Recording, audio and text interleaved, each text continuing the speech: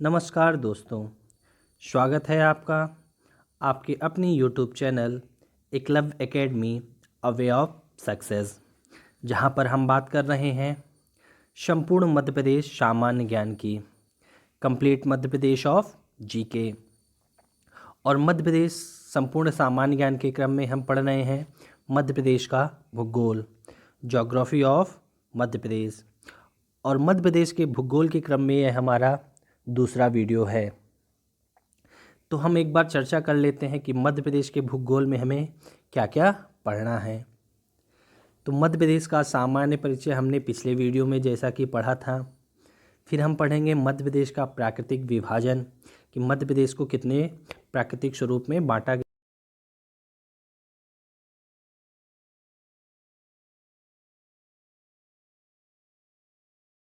मध्य प्रदेश की नदियाँ एवं बहुउद्देशीय परियोजनाएं, वन, खनिज संपदा, राष्ट्रीय उद्यान एवं अभ्यारण्य, जनसंख्या, जनजाति एवं परिवहन, ये सब टॉपिक हम मध्य प्रदेश के भूगोल में पढ़ेंगे। तो चलिए देखते हैं आज का हमारा टॉपिक क्या है। आज हम पढ़ेंगे मध्य प्रदेश का प्राकृतिक विभाजन।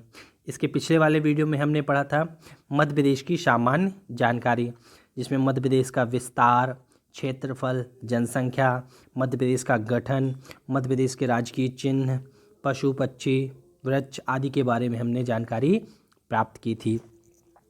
तो आगे बढ़ने से पहले मैं आपको बता दूं कि वीडियो को अंत तक ज़रूर देखें, और वीडियो के बीच में आपसे कुछ प्रश्न पूछे जाएंगे जिनका उत्तर आपको कमेंट बॉक्स पर कमेंट कर देना है। उनमें से जो सही आंसर होंगे उनका नाम हमारे अगली वीडियो में आएगा।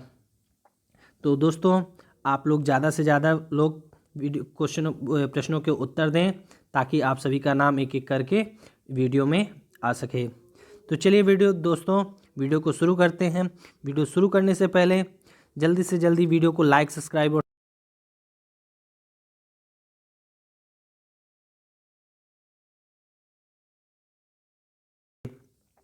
और बेल आइकन दबा दीजिए, ताकि नोटिफिकेशन आपके पास तक पहुंचता रहे।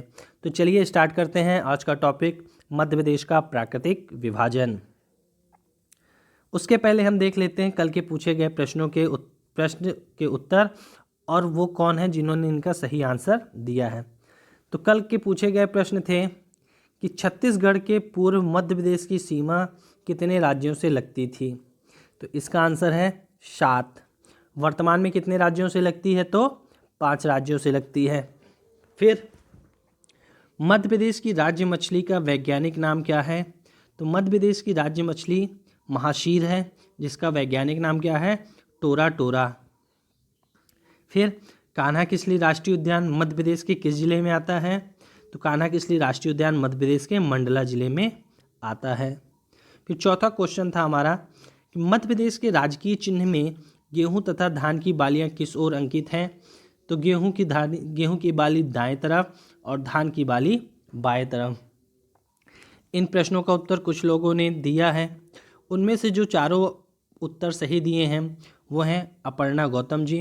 मैं आपका बहुत बहुत धन्यवाद करता हूं, और उन सभी लोगों का धन्यवाद करता हूं जिन्होंने प्रश्नों के उत्तर दिए हैं। और मैं आप सभी से रिक्वेस्ट करता हूं कि आप लोग ज़्यादा से ज़्यादा लोग प्रश्नों के उत्तर दिया करिए। ठीक है दोस्तों, तो चलिए आते हैं आज के टॉपिक पे, मध्य प्रदेश का प्राकृतिक विभाजन। तो मध्य प्रदेश के प्राकृतिक विभाजन को 3 भागों में डिवाइड किया गया है। मध्य प्रदेश का उच्च प्रदेश, सतपुड़ा मैकल श्रेणी, और पूर्वी पठार, जिसको बघेलखंड का पठार कहते हैं।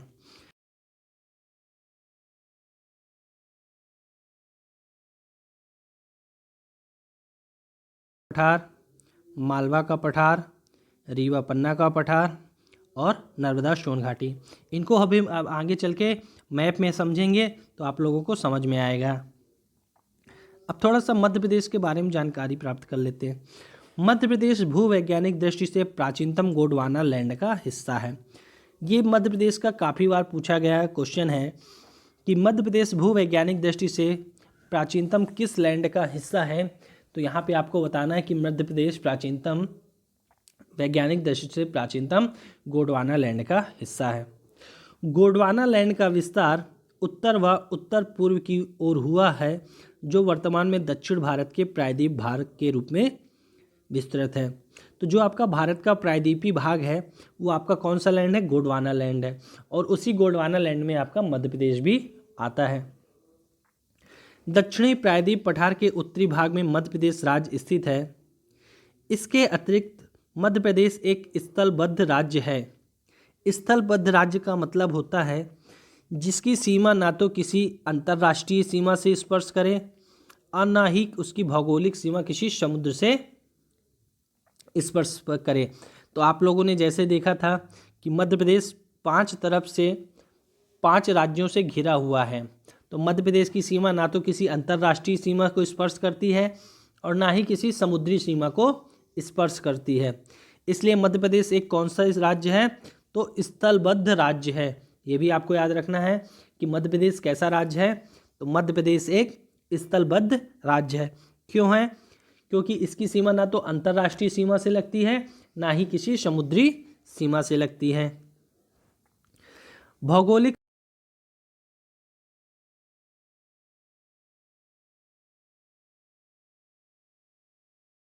प्राकृतिक विभाजन देखते हैं। जैसा कि अभी अपन ने पढ़ा, मध्य उच्च प्रदेश, सतपुड़ा श्रेणी और पूर्वी पठार। मध्य उच्च प्रदेश को 5 भागों में डिवाइड किया गया है। मध्य भारत का पठार, रीवा पन्ना का पठार, मालवा का पठार, बुंदेलखंड का पठार, नर्मदा सोन घाटी।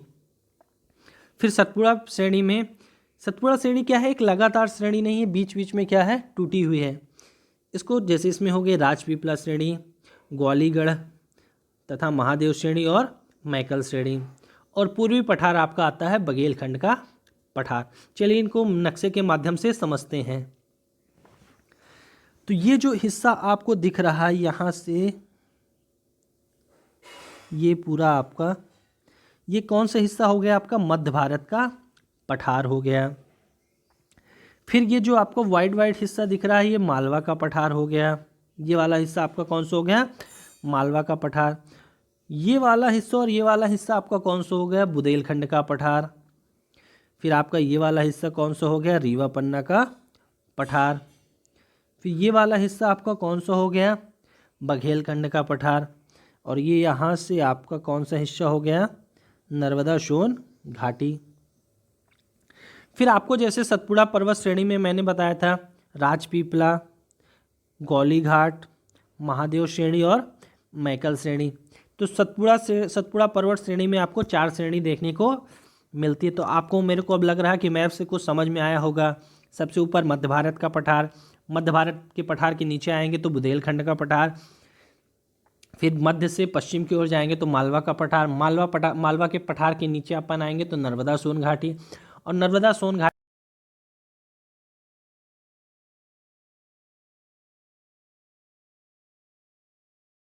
ऊपर जाएंगे तो कौन सा पठार आएगा? बघेलखंड का पठार।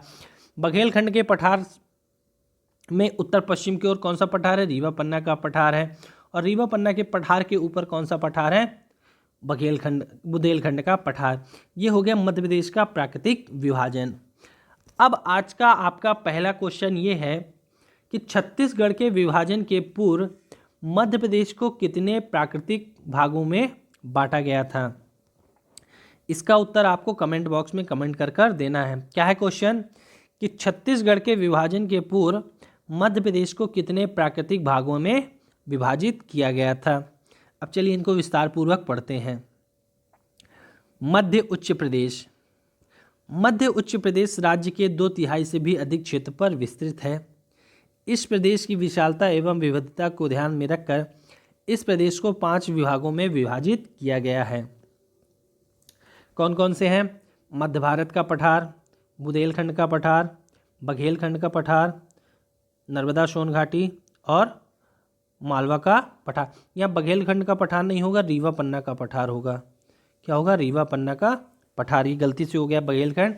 तो कौन कौन से 5 हो गए? मध्य भारत का पठार, बुंदेलखंड का पठार, रीवा पन्ना का पठार, नर्मदा सोन घाटी और मालवा का पठार। चलिए अब इनको विस्तार पूर्वक पढ़ते हैं। सबसे पहला आता है मध्य भारत का पठार। तो मध्य भारत का पठार क्या हो गया आपका? इसका विस्तार कहाँ से कहाँ तक है? 24 डिग्री से 26 डिग्री 48 मिनट उत्तरी अक्षांश व 74 डिग्री 50 मिनट से 79 डिग्री 10 मिनट पूर्वी देशांतर तक। अब आप लोग को अक्षांश एवं देशांतर दिशाएं तो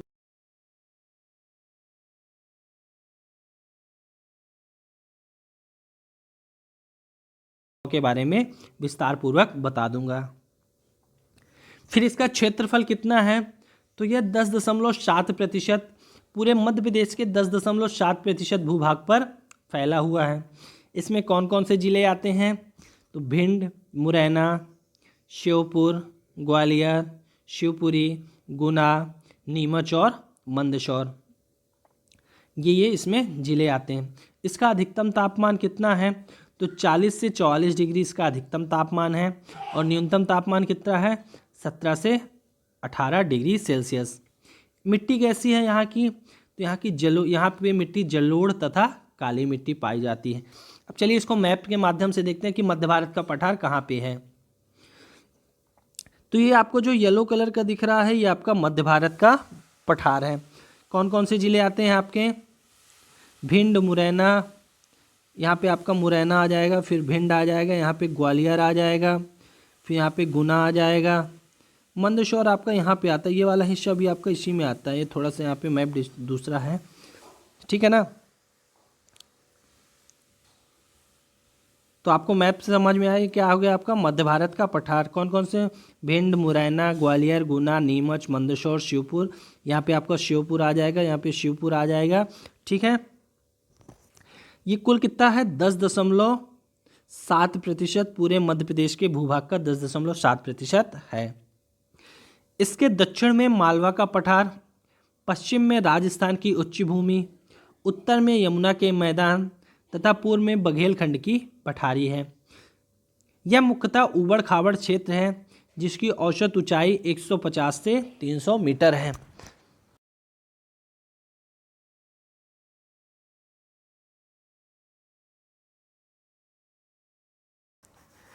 इसका ढाल उत्तर तथा उत्तर पूर्व की दिशा की ओर है। तो आपको ढाल कैसे पता चलता है, ढाल वैसे पता चलता है जिस तरफ नदियां बहती हैं। नदी अगर आप पानी को कहीं से बहाते हैं तो ऊंचाई से नीचे की ओर आता है, तो ढाल नदियां भी वैसे कैसे बहती हैं, ऊंचाई से नीचे की ओर बहती हैं। तो इसका ढाल कैसे, उत्तर तथा उत्तर पूर्व की ओर है। अब आपको एक क्वेश्चन, दूसरा क्वेश्चन आज का बताना है कि मध्य प्रदेश का ढाल किस ओर है। क्या बताना क्वेश्चन, कि मध्य प्रदेश का ढाल किस ओर है। आज का दूसरा क्वेश्चन है। फिर आगे चलते हैं। भूवैज्ञानिक दृष्टि से मध्य भारत का पठार कडप्पा, विंध्यन क्रम, दक्कन ट्रैप तथा नवीन क्षेत्रों से निर्मित है। ये चट्टानें होती हैं, कडप्पा चट्टान, विंध्यन क्रम की चट्टानें, दक्कन ट्रैप की चट्टानें। ये अपन जब चट्टानें पढ़ेंगे तब इसको और डिटेल से पढ़ेंगे। यह क्षेत्र में चंबल, पार्वती, कुनो, काली सिंध आदि नदियां और उनकी सहायक नदियां प्रवाहित होती हैं। तो यहाँ पे सबसे ज़्यादा आपको बताना है कि चंबल नदी सबसे ज़्यादा क्षरण कहाँ पे करता है, किस जिले में करता है, ठीक है। चंबल नदी द्वारा सबसे ज़्यादा मिट्टी का क्षरण किस जिले में किया जाता है, आज का तीसरा क्वेश्चन है। पहला क्वेश्चन क्या था कि छत्तीसगढ़ के विभाजन के पूर्व मध्य प्रदेश को कितने प्राकृतिक भागों में बांटा गया था। दूसरा क्वेश्चन है कि मध्य प्रदेश का ढाल किस ओर है। और तीसरा क्वेश्चन है आज का कि चंबल नदी सबसे ज़्यादा अपर्दन किस जिले में करती है, ठीक है। यहाँ मुख्यतः प्रायद्वीपीय प्रकार की जलवायु पाई जाती है जो गर्मी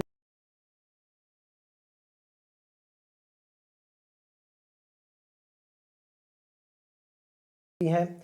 मुख्यतः शुष्क क्षेत्र होने के कारण यहाँ मोटे अनाज जैसे ज्वार, बाजरा, मक्का तथा तिलहन जैसे सरसों की खेती की जाती है। नदियों द्वारा बहाकर लाई गई जड़ोल मिट्टी, देखिए यहाँ से आपको चंबल नदी बह के जाती है और ऊपर से आपको क्या बताया गया कि यमुना नदी ऊपर से आती है। तो यहाँ पे नदियाँ बह के आती है, इसलिए नदियों के द्वारा जो मिट्टी बहा कर लेके आई जाती है उसे जलोढ़ मिट्टी कहते हैं। इसलिए यहाँ पे जलोढ़ मिट्टी पाई जाती है। और शुष्क क्षेत्र होने के कारण, मतलब वर्षा की कमी होने के कारण यहाँ पे मोटे अनाज होते हैं जैसे ज्वार, बाजरा, मक्का, तिलहन तिलहन में जैसे सरसों की खेती की जाती है। यहाँ पे दार्शनिक स्थल कौन कौन से हैं? तो गुजरी महल, हिंडोरा महल, मोती महल, सासबहू मंदिर, तेली मंदिर, जैन मूर्तियाँ आदि। यहाँ पे उद्योग कौन कौन से हैं? तो चीनी कारखाना गुना, खैर उद्योग शिवपुरी व बानमोर, चीनी मिट्टी के बर्तन, चूना पत्थर आदि यहाँ के प्रमुख उद्योग हैं। तो आपको यहाँ तक मध्य भारत के पठार में समझ में आया होगा। इसका विस्तार कहाँ से कहाँ तक है, क्षेत्रफल कितना है, मिट्टी कौन कौन सी पाई जाती है, तापमान क्या क्या है, कौन से लैंड का हिस्सा है, फिर यहाँ के दार्शनिक स्थल क्या हैं, उद्योग क्या क्या है, यहाँ पे कौन कौन सी नदियाँ पाई जाती हैं, ये सब अपन ने मध्य भारत के पठार में पढ़ा है। फिर थोड़ा सा इतिहास से रिलेट करते हैं मध्य भारत को, पठार को। इस क्षेत्र में गुप्त शासकों का भी राज्य रहा है। यहाँ पे गुप्त शासक भी राज्य किया है। 8वीं शताब्दी में ग्वालियर में गुर्जर प्रतिहारों ने सत्ता स्थापित की थी। तो 8वीं शताब्दी में यहाँ पे गुर्जर प्रतिहार वंश ने क्या किया था? सत्ता स्थापित की थी। 11वीं शताब्दी में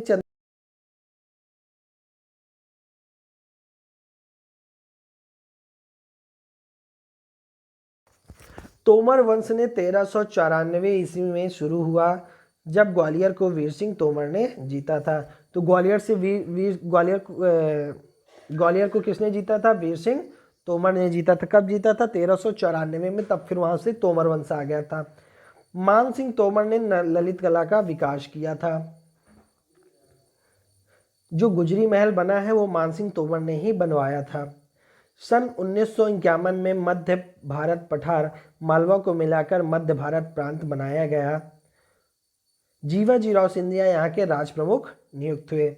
सन 1956 में इस प्रांत का विलय मध्य प्रदेश में हो गया। ठीक है, तो यहाँ तक आपका मालवा का पठार था। अब आगे चलते हैं। दूसरा अपना क्या है? रीवा पन्ना का पठार। इसे विंध्यन कगार प्रदेश भी कहा जाता है। इसका विस्तार कहाँ से कहाँ तक है? 30 डिग्री 10 मिनट से 25 डिग्री 12 मिनट उत्तरी अक्षांश और 78 डिग्री 4 मिनट से 82 डिग्री 18 मिनट पूर्वी देशांतर तक इसका विस्तार है। क्षेत्रफल कितना है? तो 10.34% पूरे प्रदेश का। मतलब मध्य प्रदेश के पूरे हिस्से में 10.37 हिस्से में क्या है? विस्तार है। तो आपके रीवा पन्ना के पठार का विस्तार है। जिले कौन कौन से आते हैं? रीवा, सतना, दमोह, सागर। तापमान कितना है? अधिकतम 42 डिग्री है और न्यूनतम 8 डिग्री है। मिट्टी कैसी पाई जाती है यहाँ पे? लाल, पीली और मिश्रित मिट्टी यहाँ पे पाई जाती है। तो आपको बघेलखंड का पठार ये दिख रहा है, बघेलखंड का पठार। सॉरी, बघेलखंड नहीं पढ़ रहे अपन।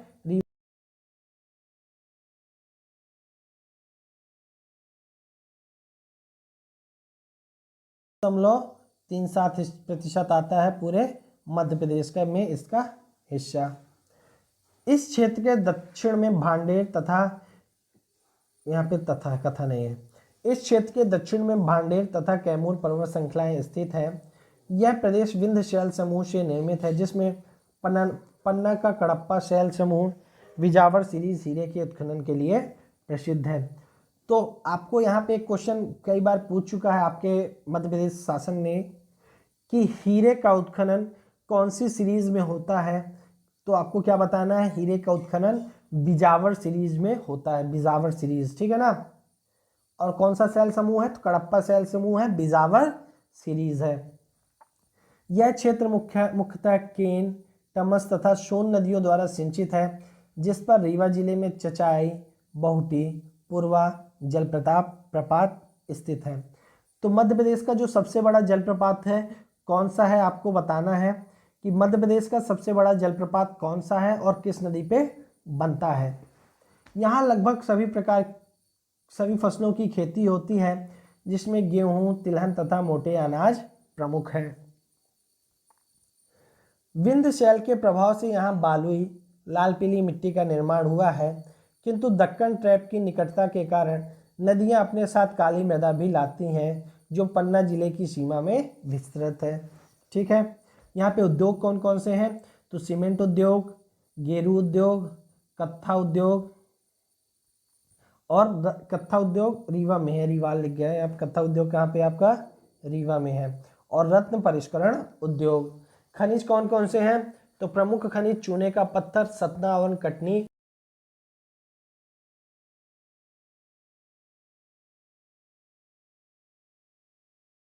नगरी, मैहर माँ शारदा की नगरी, ठीक है ना। तो यहाँ के दार्शनिक स्थल हैं। तो इसमें अपन ने क्या क्या पढ़ा, इसका विस्तार पढ़ा, क्षेत्रफल पढ़ा, नदियाँ पढ़ी, उद्योग पढ़े, खनिज पढ़ा, पर्यटन पढ़े, मिट्टी, और क्या पढ़ा, मिट्टी पढ़ी। अब आते हैं अपन बुंदेलखंड के पठार में।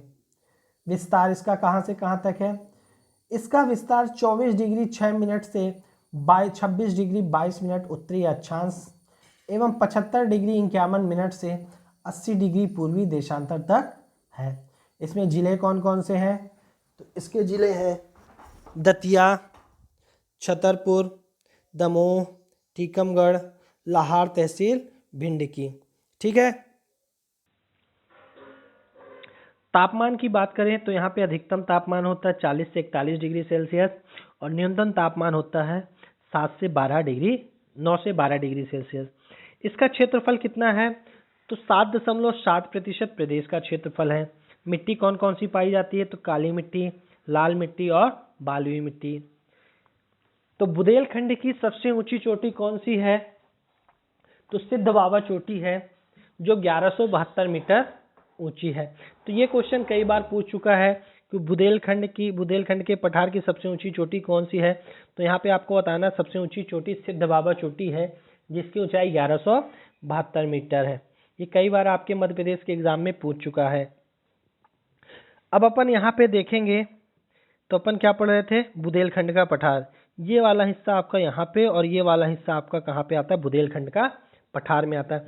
कुल कितना हिस्सा लिया है, तो 7.7% हिस्सा ये रखे हुए हैं अपने मध्य प्रदेश के पूरे हिस्से में। इसके बारे में और जानकारी प्राप्त करते हैं। तो दार्शनिक स्थल क्या पे हैं, ओरछा नगरी है, सतखंडा महल दतिया में है, खजुराहो में शैव वैष्णव जैन मंदिर है, चंदेरी किला है, हवा महल है, जौहर कुंड है, खूनी दरवाजा है और नौखंडा महल है। मतलब यहाँ बहुत सारे दार्शनिक स्थल आते हैं। यह प्रदेश मुख्यतः कैम्ब्रियन युग की रवेदार चट्टानों तथा ज्वालामुखी से निर्मित है जिन्हें बुंदेलखंड की ग्रेनाइट नीच चट्टानें कहा जाता है। तो इसका निर्माण कैसे हुआ, प्री कैम्ब्रियन युग की रवेदार चट्टानों तथा ज्वालामुखी से निर्मित हुआ है। यहाँ यह वर्ग के अवशेष बिजावर सीरीज के रूप में विस्तृत है। तो मैंने आपको बताया था पन्ना में जो हीरे का उत्खनन होता है किस वर्ग के उसमें होता है, तो बिजावर सीरीज में होता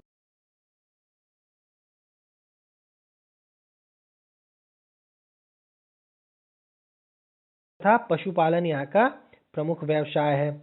इसमें नदियाँ कौन कौन सी बहती हैं, तो बेतवा, धशान और केन नदी यहाँ पे प्रमुख रूप से प्रवाहित होती हैं। प्रारंभ में इस थोड़ा सा इतिहास से इसको रिलेटेड करते हैं। प्रारंभ में गोंडों के तत्पश्चात गुर्जर प्रतिहार व फिर चंदेल वंश ने शासन किया था।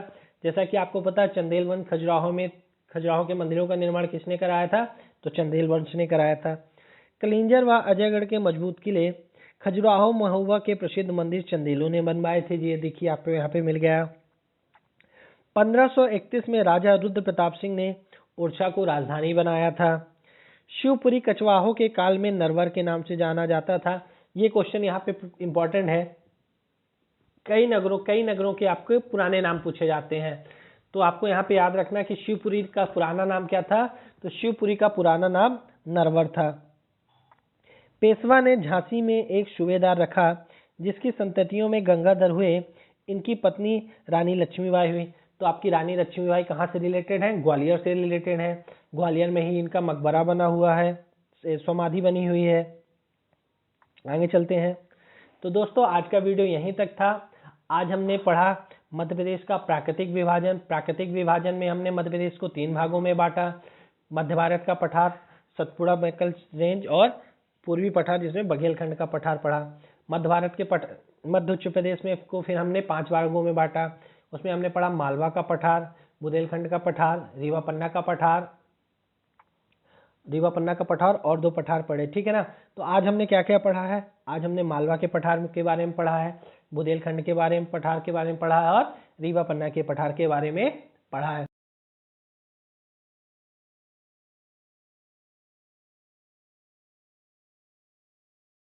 आपको कमेंट बॉक्स पर कमेंट करके देना है। मैं एक बार क्वेश्चन को फिर से रिवाइज कर देता हूं कि कौन कौन से क्वेश्चन थे। आज का पहला क्वेश्चन था कि छत्तीसगढ़ के विभाजन के पूर्व मध्य प्रदेश को कितने प्राकृतिक भागों में विभाजित किया गया था। दूसरा क्वेश्चन है कि मध्य प्रदेश का ढाल किस ओर है। आज का तीसरा क्वेश्चन है कि चंबल नदी द्वारा सबसे अधिक मृदा अपरदन किस जिले में होता है। और चौथा क्वेश्चन है कि मध्य प्रदेश का सबसे ऊंचा जलप्रपात कौन सा है और कौन सा नदी उसे बनाती है। तो दोस्तों वीडियो को अंत तक जरूर देखें और ज़्यादा से ज़्यादा लोगों के पास तक शेयर करें। थैंक यू दोस्तों।